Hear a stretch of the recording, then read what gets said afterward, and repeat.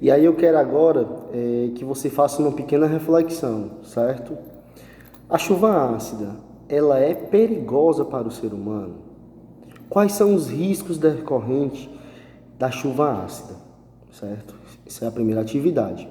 A segunda, eu quero que você coloque algumas sugestões de como resolver esse problema, tá? Visto que a chuva ácida ela é proveniente principalmente da queima de combustíveis orgânicos e combustíveis fósseis, pense em uma solução, né?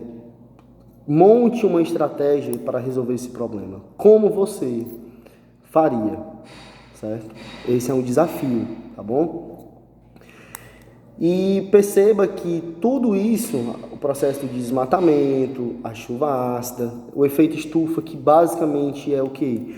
A retenção de calor na atmosfera, ou seja, alguns gases que ficam lá na atmosfera, eles conseguem reter o calor, eles conseguem segurar o calor, tá? E com isso fazendo com que a atmosfera fique mais quente. Então a gente tem uma sensação de que está mais quente devido a que processo? A luz solar passa por essas moléculas ao invés de deixarem essa luz solar passar, para que ela possa ser refletida pela superfície do planeta, elas conseguem reter esse calor, elas conseguem segurar a parte desse calor. E aí, como fenômeno, a gente tem a questão do efeito estufa, né, que provoca o aquecimento global, tá? Então perceba que tudo isso está interligado, tá? O fenômeno do desmatamento, tá?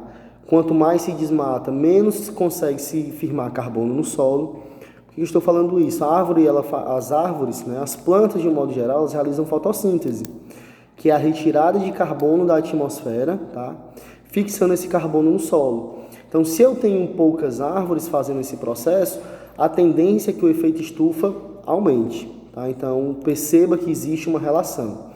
E aí eu quero que você faça outra reflexão nesse momento. Qual é a relação do desmatamento com o efeito estufa, tá? Que relação existe? Se eu aumentar o desmatamento, o que acontece com o efeito estufa? Se eu diminuir o desmatamento, o que acontece com o efeito estufa? Tá? Fica mais essa atividade para que você possa refletir, certo?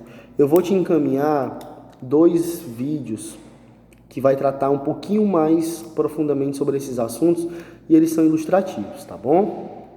E aí eu quero que você perceba uma coisa.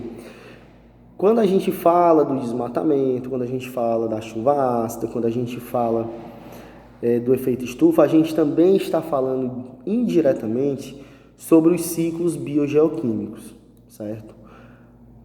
A priori a gente estuda os principais, o ciclo da água, o ciclo do carbono, o ciclo do nitrogênio, o ciclo do oxigênio e o ciclo do enxofre.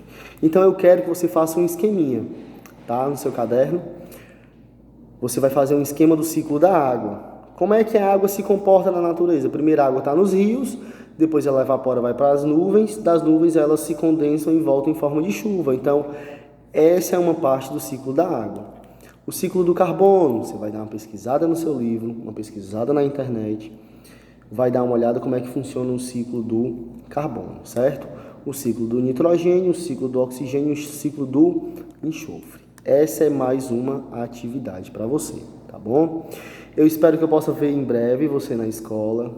A nossa dinâmica em sala de aula é maravilhosa. Acredito que você irá gostar muito, tá bom? Forte abraço, um cheiro e fica bem.